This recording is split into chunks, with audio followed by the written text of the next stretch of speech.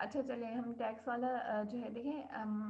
अब यहाँ पर हम क्या चीज़ इम्पोर्टेंट स्टडी करेंगे कि अगर गवर्नमेंट जो है कोई टैक्स इम्पोज करती है तो what will happen to the welfare of the consumer. किस तरह से वेलफेयर जो है वो चेंज होगी। ठीक है, फॉर एग्जांपल अगर गवर्नमेंट जो है क्वांटिटी टैक्स इम्पोज करती है, ठीक है, या फिर इनकम टैक्स इम्पोज करती है, तो दोनों टैक्सेस को हम कंपेयर करेंगे कि किससे जो है कंज्यूमर की वेलफेयर पे ज़्यादा इफेक्ट हुआ है। क्योंकि टैक्स तो आप देखिए, टैक्स का एक तरह से ये वही चीज़ होती है ना। टैक्स इम्पोज करने का मतलब है इंक्रीजिंग प्राइसेस, क्योंकि आप लोगों के माइंड में ये चीज़ है ना कि एक जो टैक्स होता है, टैक्स इम्पोज कर दी जाए तो उस चीज़ की प्राइस जो है वो इंक्रीज हो जाती है। तो क्वांटिटी टैक्स क्या है? This is the tax on the amount consumed of the good, like gasoline tax of 15 cents per gallon. ठीक है, अगर फॉर एग्जांपल गैसोलीन के ऊपर 15 सेंट्स पर गैलन, यानी एक कंज्यूमर अगर 1 गैलन परचेज करता है तो उस पर उसको कितना टैक्स पर पे करना पड़ेगा? 15 सेंट्स। ठीक है। और इनकम टैक्स क्या है, यानी इसका क्या मतलब है? क्वांटिटी टैक्स का मतलब है कि जब वो एक गैलन के ऊपर 15 सेंट्स पे कर रहा है तो उसकी प्राइस इंक्रीज हो जाएगी ना, उसमें ये ऐड हो जाएगा उसकी प्राइस में। इसी तरह से इनकम टैक्स क्या है? ये इनकम के ऊपर टैक्स होता है, लमसम टैक्स भी कहलाता है। If the government wants to raise certain amount of revenue, it is better to raise it via quantity tax और इनकम टैक्स। तो ये उसका रेवेन्यू जो है किससे ज़्यादा जनरेट होगा, और जो है कंज्यूमर की वेलफेयर हम देख लेंगे। अच्छा, अब हम पहले क्वांटिटी टैक्स की इम्पोजिशन देख लेते हैं। अच्छा, ओरिजिनल बजट कॉन्स्टेंट क्या है कंज्यूमर की? P1 x 1 plus P2 x 2 is equal to M.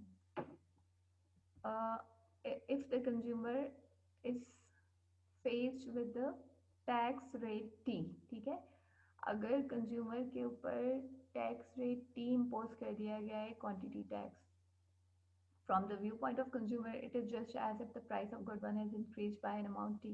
ठीक है, जितने अमाउंट से गवर्नमेंट जो है वो टैक्स इम्पोज कर रही है, फॉर एग्जांपल T रेट से, ठीक है, तो उसकी प्राइस उसी रेट से इंक्रीज हो जाएगी ना।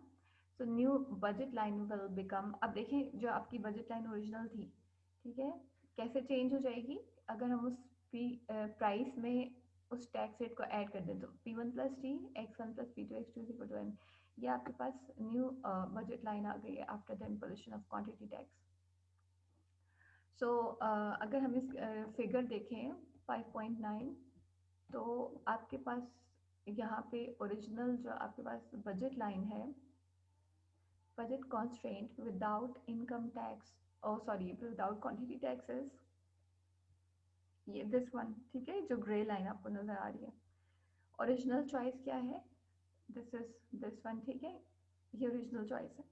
With the imposition of the quantity tax at the rate of T, जब क्वांटिटी टैक्स इम्पोज करती है तो देखिए उसका इफेक्ट क्या होता है कि प्राइस इंक्रीज हो जाती है। तो प्राइस इंक्रीज होने का इफेक्ट क्या होता है कि बजट लाइन, क्योंकि गुड वन के ऊपर टैक्स इम्पोज हुआ है, तो जो आपके ऊपर आपके जो बजट लाइन पे इफेक्ट होगा, इफेक्ट किस तरह से आएगा? Budget line will pivot to the left on the X axis. ठीक है, ये एक्स एक्सिस यानी लेफ्ट की तरफ पिवोट करेगी बजट लाइन, तो it will become this one. ठीक है, ये हो जाएगी budget line with quantity tax with the slope -P1 + T/P2। तो अब देखिए स्लोप इसका क्या बन जाएगा, क्योंकि वैसे स्लोप इसका ओरिजिनल का स्लोप क्या था? आपका -P1/P2 था। ठीक है, इसका slope without quantity tax, and after the imposition of the quantity tax the slope becomes this one. ठीक है, और ज़ाहिर प्राइस चेंज होने से स्लोप चेंज हो जाता है। At this stage, we don't know for certain whether this tax will increase or decrease the consumption of good one, although the presumption is that it will decrease it। ठीक है, ज़ाहिर है आपको पता है कि जनरली तो हम ये कह सकते हैं ना कि जब किसी चीज़ की प्राइस इंक्रीज हो जाती है तो the consumer reduces the consumption of it. Whichever is the case, we do know that the optimal choice must satisfy the budget constraint P1 plus T x1 star plus P2 x2 star is equal to M। अब देखिए अगर हमारे पास optimal choice, consumer का optimal bundle ये है, ठीक है, तो जो न्यू बजट कंस्ट्रेंट होगी कंज्यूमर की, ये हो जाएगी the revenue raise by this taxes R star is equal to T x one star. अब देखिए ये हमारे पास कहाँ से आया, रेवेन्यू हम कैसे मालूम कर सकते हैं, आपको पता है ना कि रेवेन्यू का फॉर्मूला क्या होता है, किसी को आइडिया है रेवेन्यू कैसे फाइंड करते हैं? मैम प्रॉफिट के फार्मूले से। प्रॉफिट के फॉर्मूले से आप लोग फाइंड नहीं कर सकते। हाँ प्रॉफिट के फॉर्मूले से भी फाइंड कर सकते हैं, बट एक्चुअली रेवेन्यू क्या है, प्राइस को अगर आप मल्टीप्लाई कर दें क्वांटिटी से तो आपके पास रेवेन्यू आ जाएगा। ठीक है, जितनी प्राइस उस कमोडिटी की है अगर आप उसको क्वांटिटी से मल्टीप्लाई यानी P into Q, R is equal to P into Q. ठीक है, तो आप लोग प्लीज़ वीडियो ऑफ कर लें, ऑडियोज भी आप लोग ऑफ कर लें। अच्छा, अब देखिए रेवेन्यू, अब ये रेवेन्यू हमारे पास ये अमाउंट कहाँ से आया, आप इसको क्या कर रहे हैं, अगर ये जो आपके पास बजट कॉन्स्ट्रेंट आई है, ठीक है, P one plus T x one star plus P two x two star is equal to M, इसको अगर आप सॉल्व कर लें, सिंप्लीफाई कर लें, तो P one x one star plus T x one star plus P two x two star is equal to M, ये आ जाएगा ना। तो आर आपके पास क्या आ जाएगा, टी एक्स वन स्टार के इक्वल हो जाएगा, यानी अगर आप प्राइस को मल्टीप्लाई किससे कर रहे हैं, क्वांटिटी से कर रहे हैं ना। ठीक है, ये प्राइस मल्टीप्लाइड बाय क्वांटिटी, तो ये टी एक्स वन स्टार आ जाएगा आपके पास। Let's now consider income tax. अच्छा, अब हम इनकम टैक्स को देख लेते हैं, ठीक है, कि किस तरह से गवर्नमेंट का रेवेन्यू रेज होगा। अब इनकम टैक्स का मतलब क्या है, देखिए इनकम टैक्स मींस के ये लमसम टैक्स इम्पोज हुआ है कंज्यूमर्स के ऊपर। ठीक है, लमसम टैक्स इम्पोज हो गया है। तो लमसम टैक्स का क्या मतलब है कि कंज्यूमर की ये वही चीज़ होगी ना कि हम कंज्यूमर की इनकम को कम कर रहे हैं। ठीक है, वहाँ क्या हुआ था क्वांटिटी टैक्स में, जो कंज्यूमर्स प्राइस फेस कर रहे थे वो प्राइस इंक्रीज हो गई थी, यहाँ क्या हुआ है हम इनकम को कम कर रहे हैं। ठीक है, कंज्यूमर की इनकम कम हो जाती है। So budget constraint would become P1 x1 plus P2 x2 is equal to M minus R star। तो जितना अमाउंट आपका रेवेन्यू का है वो आप इनकम में से माइनस कर दो। ठीक है, और we can also substitute it for R star, P1 x1 plus P2 x2 M minus, अगर आर स्टार की वैल्यू आप यहाँ पे सब्सटीट्यूट कर दे टी एक्स वन स्टार, तो आपके पास बजट कॉन्स्टेंट ये हो जाएगी। ठीक है, तो अब ग्राफिकली हम इसको कैसे रिप्रेजेंट कर सकते हैं, देखिए इनकम टैक्स और लमसम टैक्स। लमसम टैक्स का क्या मतलब है, हमने इनकम कम कर दी है कंज्यूमर की, इनकम कम होने का क्या मतलब है, अब कौन सी बजट लाइन फेस कर रहे होंगे कंज्यूमर, कोई बता सकता है?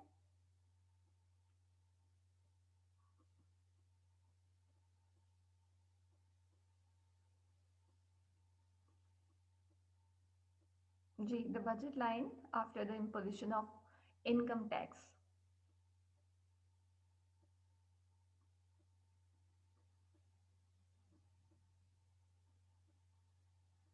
जी, budget constraint after the imposition of the income tax would be this one. ठीक है, ये जो ब्लैक आपको बजट कंस्ट्रेंट नजर आ रही है which is parallel to the original budget constraint. ठीक है, ये जो आपके पास ओरिजिनल ग्रे वाली थी उसी के पैरेलल ही हमने इसको शिफ्ट कर दिया है, बिकॉज वी हैव अज्यूम्ड कि इनकम टैक्स इम्पोज हुआ है कंज्यूमर्स के ऊपर।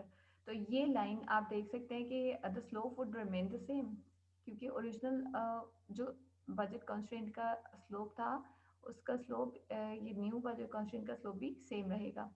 आप देख सकते हैं कि budget constant with income tax its slope will be minus P one over P two. ठीक है, स्लोप इसका सेम है। तो अब अगर आप लोग इसको देखोगे कि यहाँ पे कंज्यूमर के ऊपर क्या इफेक्ट हुआ है टैक्स का, तो इस सिचुएशन में हम कंपेयर कर सकते हैं। ठीक है,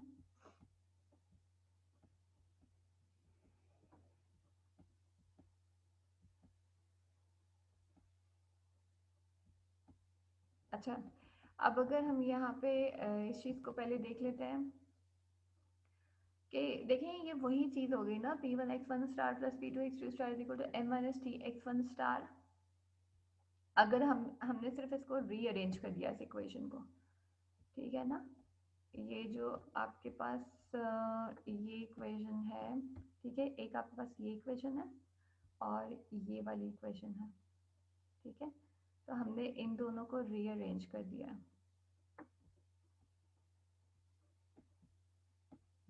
अगर आप यहाँ पे देखोगे P1 x1 star plus P2 x2 star is equal to m minus T x1 star. ठीक है, this is just a rearrangement of equation 5.2 which we know to be true. It means that x1 star x2 star ये जो आपके पास ये आया था optimal choice consumer की, ठीक है, विद क्वांटिटी टैक्स ये जो आपके पास थी,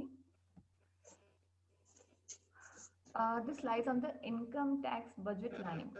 अगर आप लोग ये देखोगे ये, ठीक है, ये जो आपके पास optimal choice with quantity tax आई है, तो ये इस पे भी तो लाई कर रही है ना, ये आपके पास ये जो है इनकम टैक्स लाइन की, ठीक है, इनकम टैक्स लाइन के ऊपर भी लाई कर रही है। It is an affordable choice for the consumer, but is it an optimal choice? यानी अगर हम देखें कि इनकम टैक्स के साथ क्या ये भी ऑप्टिमल चॉइस होगी या नहीं होगी, it is easy to see that answer is no. At x1 star, आप लोग प्लीज अपने ऑडियोज ऑफ कर लें। At x1 star x2 star MRS is minus P1 plus T over P2। अब देखिए ये हमारे पास अगर इसको देखेंगे इस चॉइस के ऊपर, ये जो ये वाला बंडल है x1 स्टार x2 स्टार, इसके ऊपर जो वो है MRS होगा minus P1 plus T over P2 के इक्वल है। But the income tax allows us to trade at a rate of exchange of minus P1 over P2। देखिए लेकिन जो इनकम टैक्स का रेट है उसका स्लोप यानी जो उस कॉन्स्ट्रेंट का स्लोप होगा या MRS होगा वो माइनस P1 ओवर P2 के इक्वल है। तो देखिए ये इक्वल नहीं है ना, the budget line cuts indifference curve at x1 star x2 star which implies that there will be some point on the budget line that will be prefer to x1 star x2 star.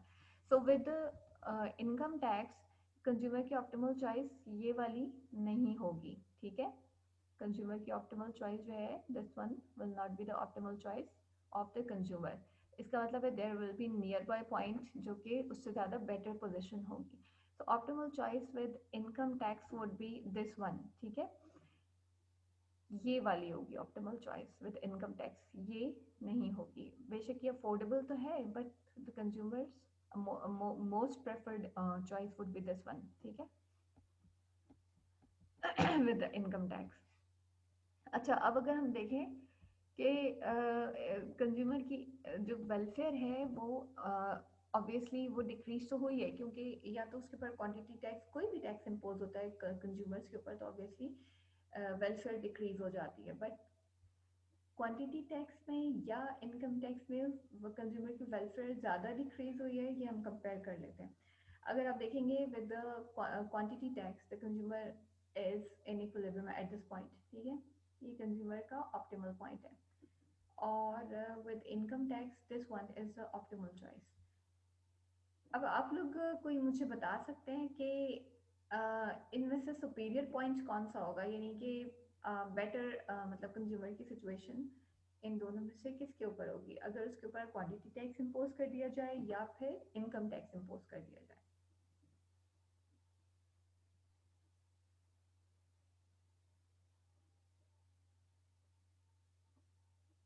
इन दोनों optimal choices में से कौन सी थोड़ी better situation होगी?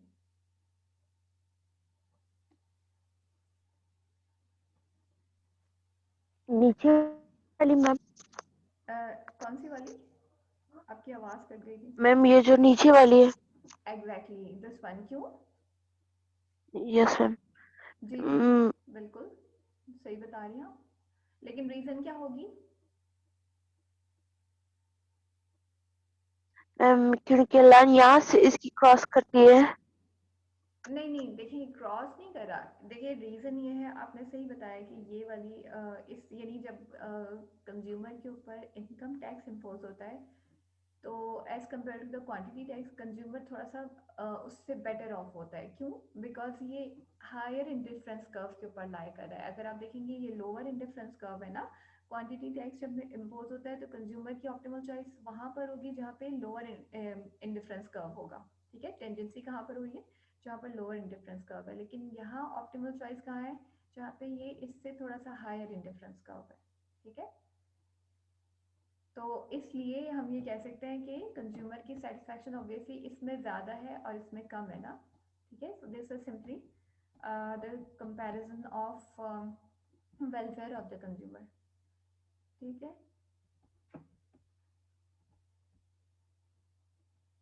तो ये simply आपका वो जो है वो है, ठीक है, आगे समझ में। तो this is the comparison of the welfare of the consumer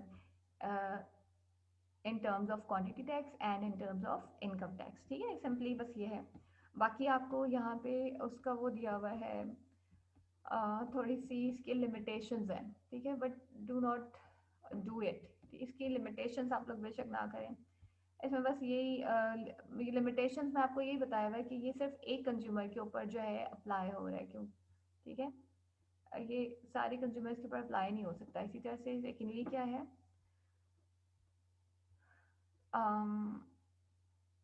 यहाँ पे क्या हुआ है कि जब इनकम टैक्स इम्पोज हुआ है तो हम यहाँ अज्यूम कर रहे हैं कि कंज्यूमर की इनकम चेंज नहीं हुई है। We assume that income tax is basically a lump sum tax, one that just changes the amount of money a consumer has to spend but does not affect any choices he has to make. तो देखिए हमने बस यही assume किया ना कि consumer की जो है सिर्फ एक कंज्यूमर की जो स्पेंडिंग है वो चेंज हो गई है, लेकिन उसकी चॉइस कोई चेंज नहीं हुई है, ठीक है। तो ये थोड़ी अनरियलिस्टिक असम्पशन है। और थर्ड क्या है, सप्लाई रिस्पॉन्स जो है वो टैक्स का, वो यहाँ पे it has not been taken into account, ठीक है। सप्लाई रिस्पॉन्स जो है वो नहीं लिया गया।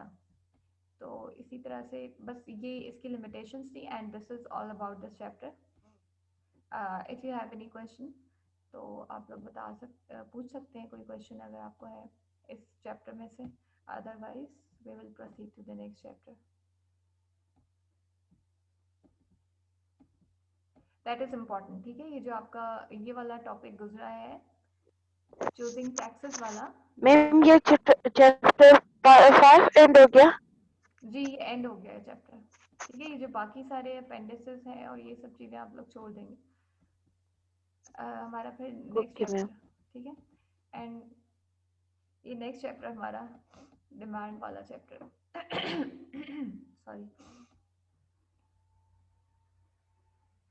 अच्छा देखिए, इस चैप्टर में हम जो है डिमांड फंक्शन को स्टडी करेंगे।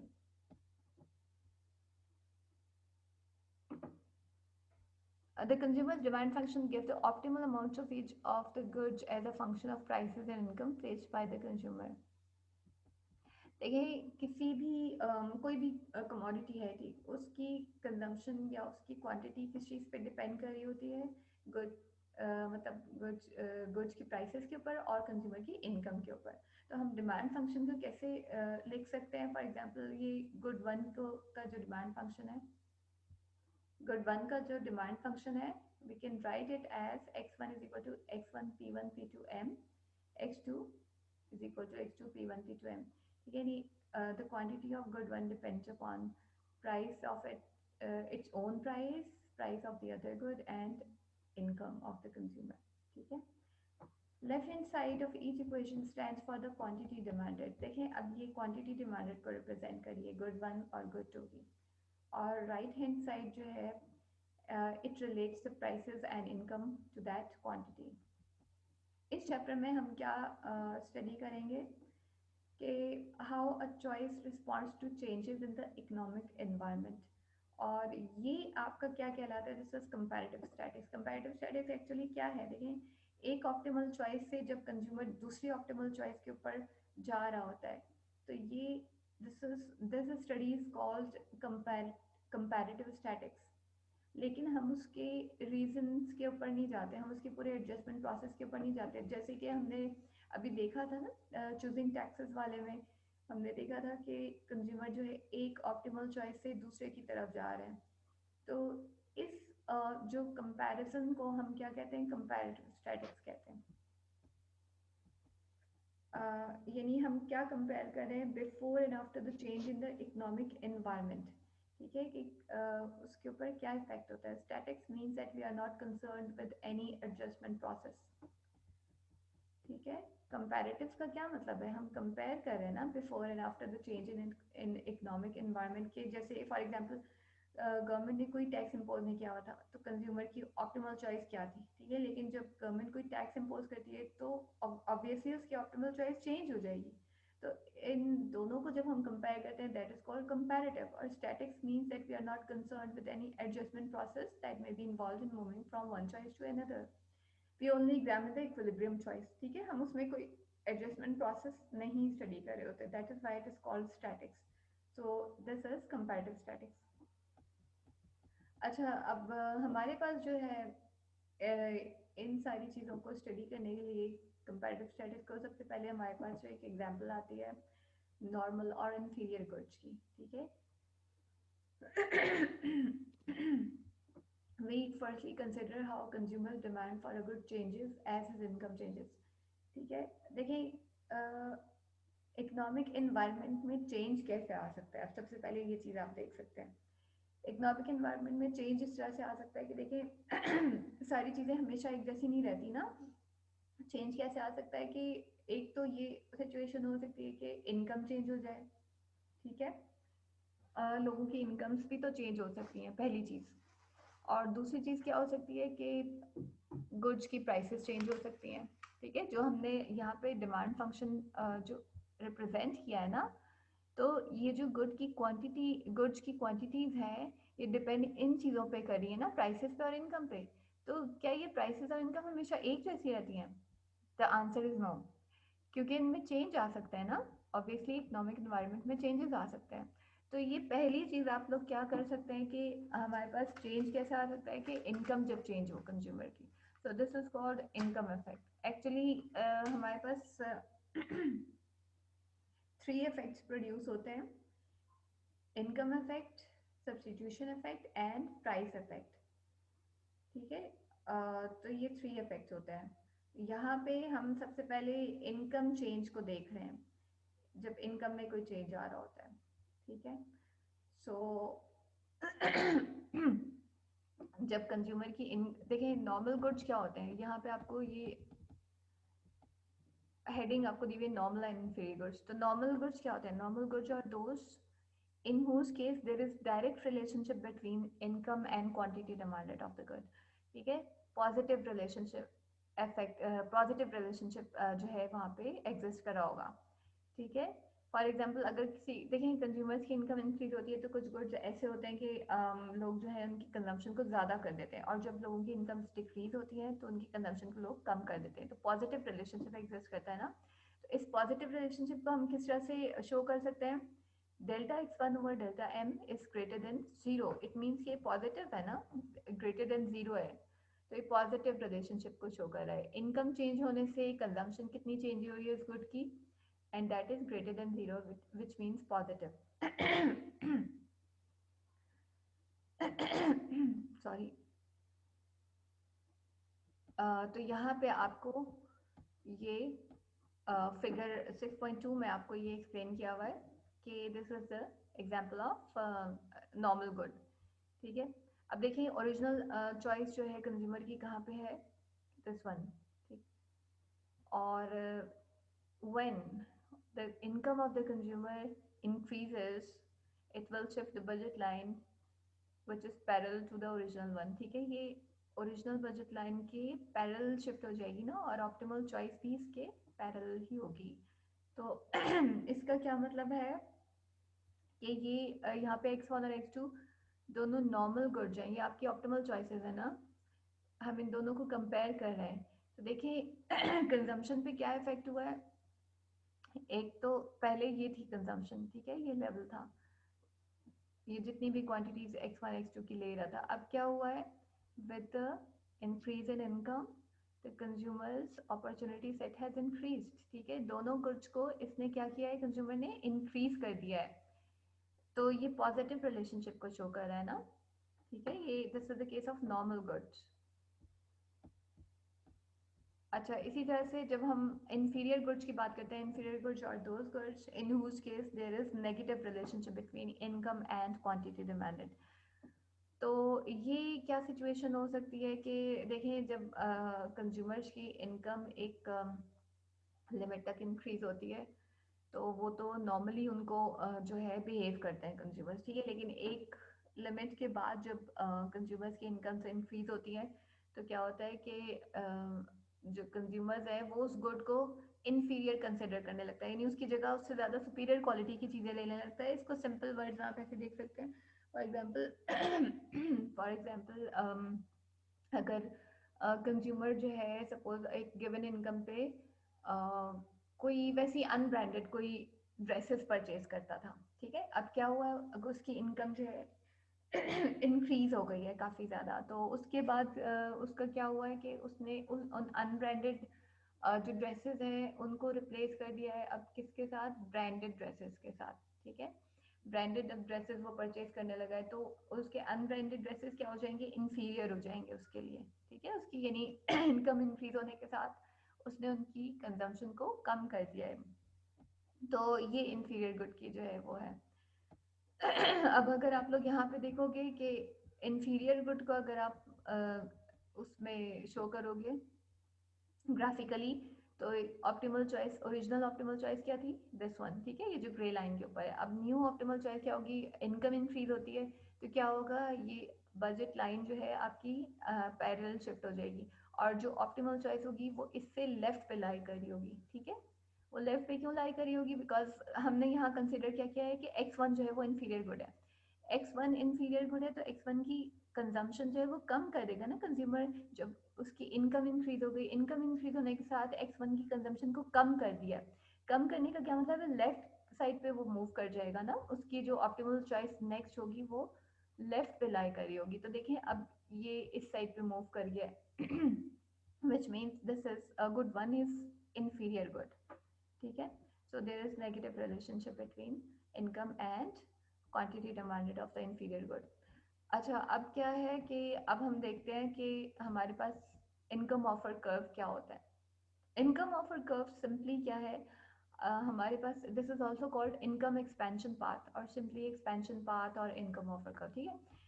हम अगर इन ऑप्टिमल चॉइसेस को before and after the change in economic environment, ठीक है, अगर ये चेंज जो आया है उससे जो ऑप्टिमल चॉइसेस में चेंजेस आए हैं, अगर हम उन ऑप्टिमल चॉइसेस को ज्वाइन कर दें थ्रू अ कर्व, ये आपका एक्सपेंशन पाथ कहलाता है या इनकम ऑफर कर्व कहलाता है।